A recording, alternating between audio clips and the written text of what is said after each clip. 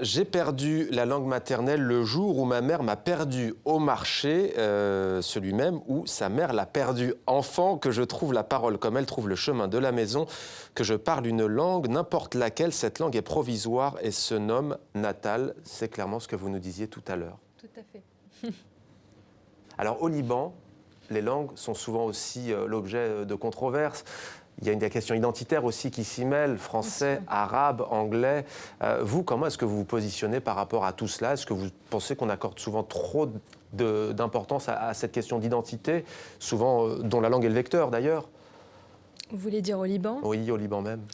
Oui, je pense vous avez évoqué que... tout à l'heure la France, où vous dites que tout n'est pas toujours si simple aussi. Oui, mais... oui. Non, je pense clairement qu'il y a une problématique identitaire très profonde au Liban qui est loin d'être encore réellement pensée, dans le sens de réfléchi.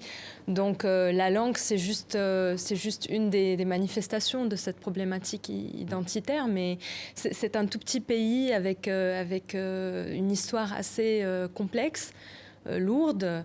Rien que la guerre civile et la guerre avec une grande partie des voisins, une période avec la Syrie, Israël, une partie de l'histoire qui est nouée avec l'histoire de la Palestine aussi, le reste du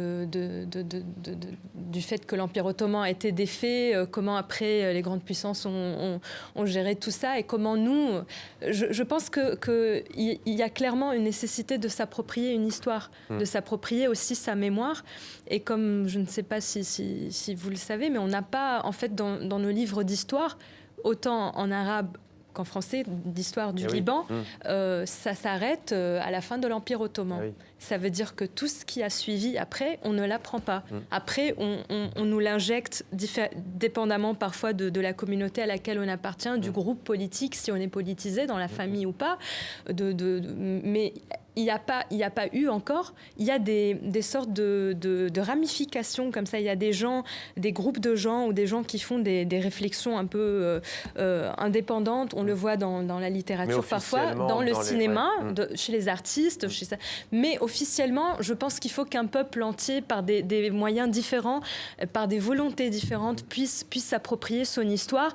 Pas forcément parce que l'argument, c'est qu'on ne peut pas s'entendre sur une même version, comme il y a eu beaucoup de guerres fratricides, parfois même au sein d'une même communauté. C'est ça, soi-disant, l'obstacle. Alors que je pense que le but, c'est pas forcément de s'entendre... Il n'y a aucun pays où les gens sont tous d'accord sur les versions de l'histoire, mais c'est de s'approprier le passé. Et je pense qu'à partir de là, le fait de parler plusieurs langues, c'est pas un problème, c'est une richesse. Ouais, c'est juste, voilà, je pense que c'est plus le fait d'apprivoiser son histoire.